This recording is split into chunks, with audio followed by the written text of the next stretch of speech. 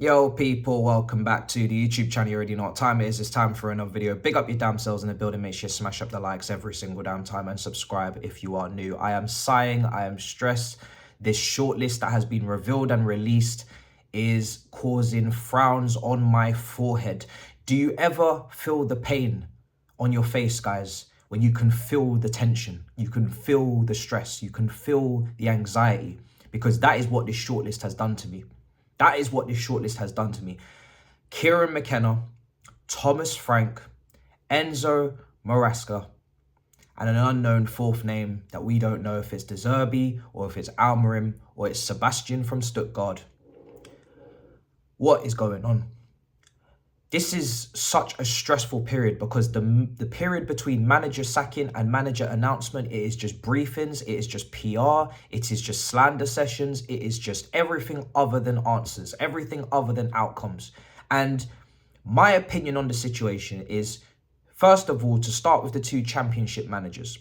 The leap from Leicester and Ipswich is absolutely massive. It's absolutely incredible how much the microscope increases from Ipswich and Leicester to Chelsea. Now, for people that are bringing up Lampard, these guys may be tactically more astute than Lampard, but what Lampard had coming in was obviously the intangibles, and therefore also understanding the pressure that it took to play for Chelsea, which now means the pressure that it takes to manage Chelsea, and understanding that the club is always under the microscope and understanding the expectations. These two managers, coming from where they're coming from, maybe potentially they don't have that, but scrap that for a second regardless, right? Do they have the faithful? Do they have the fans back in? Do they have the patience and the time in, as opposed to Lampard? Scrap that for a second. Playing your football and your system and your style in the Championship and playing it in the Premier League is two different things, right? And we saw that with Vincent Kompany to a degree, because his team absolutely blitzed and blammed the Championship only for them to come to the Premier League and get relegated. He is going to be getting a move to Bayern Munich.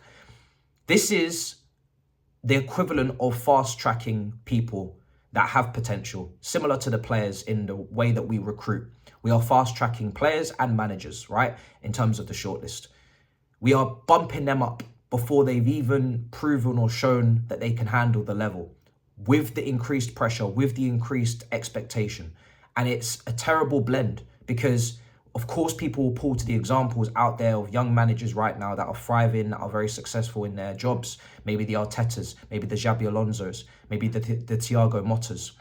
However, for every one of those, there are 20, 30, 40 unsuccessful players, former players that are trying to make that jump, that are trying to push the boat out and make it at a top club or make it at a club and fail.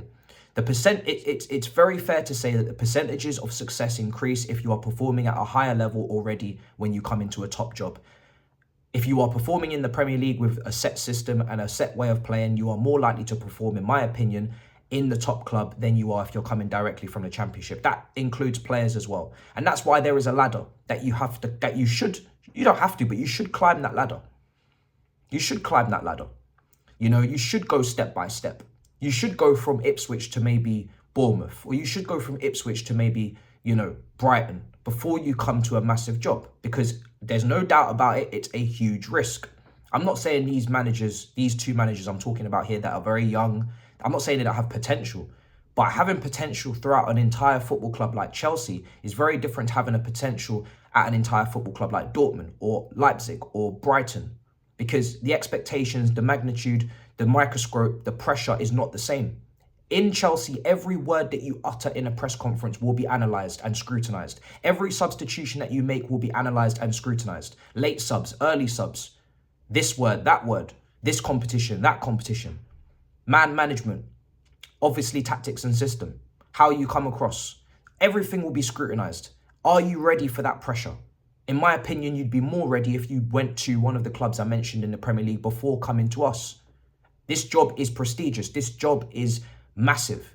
We should be expecting top 4 next season. We should be expecting a cup win, a trophy, finally, please, under this ownership next season. Those should be the bare minimum expectations. Those are the expectations Pochettino would have had. But it seems like with these appointments, potentially, we would have to scale back on those expectations, at least for the manager, because they'd be starting all over again, wouldn't they? They'd be in the Premier League for the first time, wouldn't they? in this job for the first time, wouldn't they?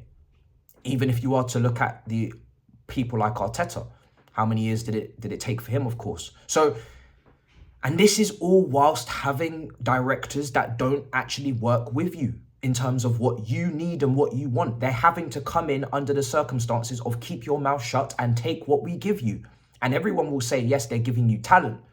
But talent is not the only thing that talks in this Premier League game. You have to have balance. You have to have certain attributes and certain traits in your team to do the basics and to survive.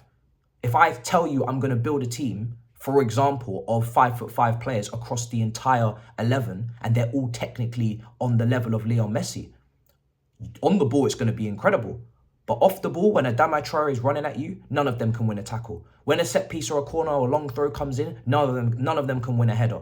So you've got to have balance. You've got to be able to build the team in conjunction with the manager you are appointing. And that's something that we have still failed to do. When it comes to Thomas Frank, I don't know if they're trying to combine Thomas Tuchel with Frank Lampard, I'll be honest, because the football that he plays in the Premier League is not a controlling, heavy possession-based football, which is what the reports were telling us we needed.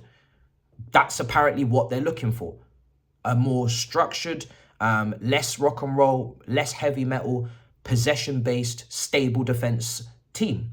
Thomas Frank does not play in that brand. He doesn't play that brand of football.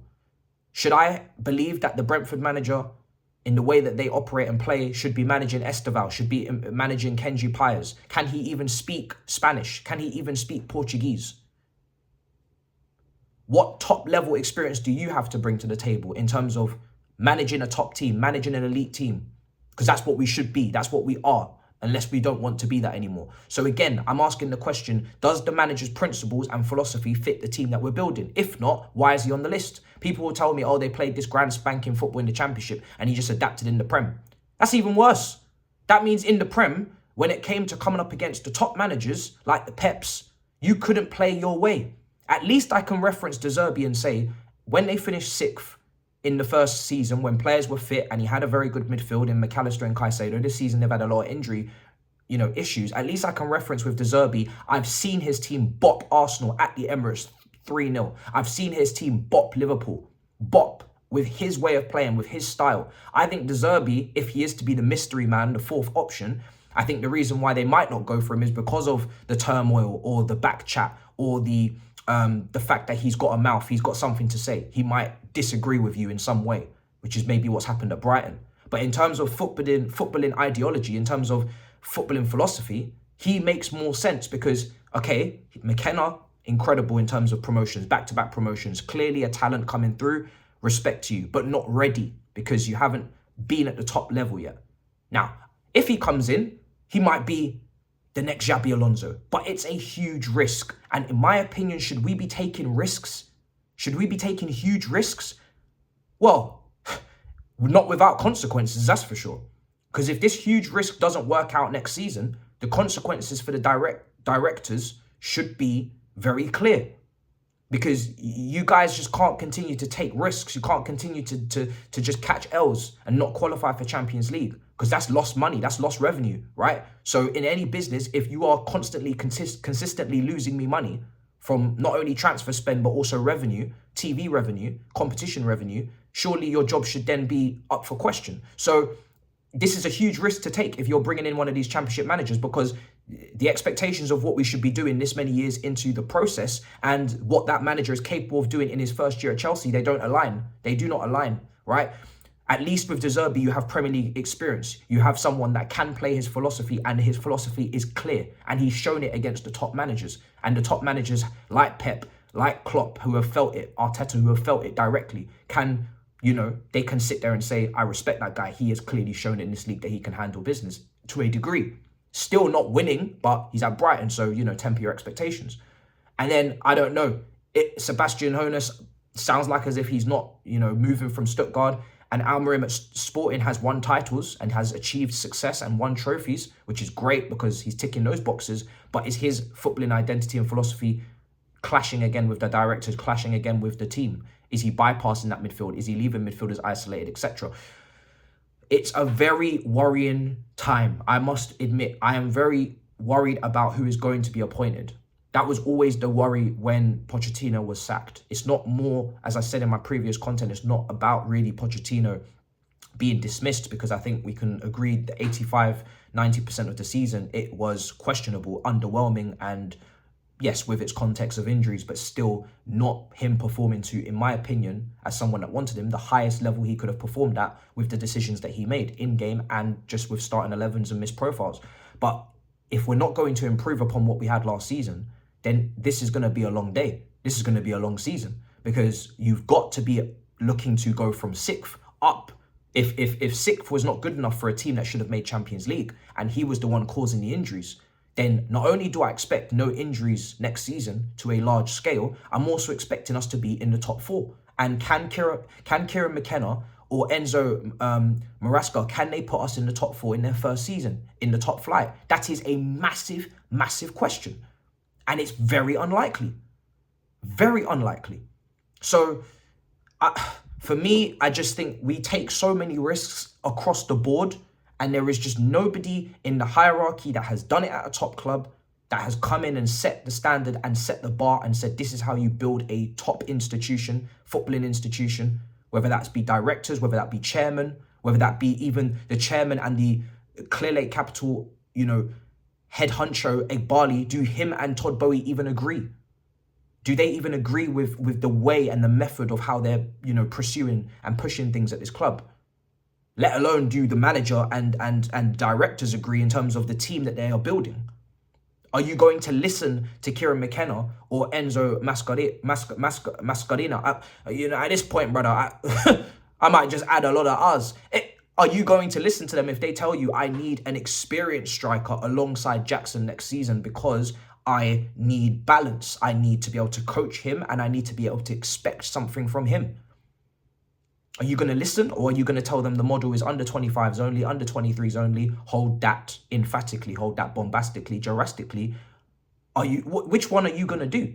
If you're not going to listen to any manager and every manager that comes here has to shut up, then there is a very small pool of people, and most of them are underqualified and just are looking for an opportunity and a payday, as opposed to top people. And I'm talking about not even just top experienced managers that are maybe past their sell-by date that we've ruled out. I'm talking about top potential managers, even like the Xabi Alonsos and the Thiago Mottas. Do you think they're just going to sit there and shut up while you just tell them any which way, in terms of players coming in, without even consideration for what profiles they need? Of course, they want input to a degree, because they will feel like they know what they're talking about. They will feel like they know exactly what they need on the training pitch, on the training ground.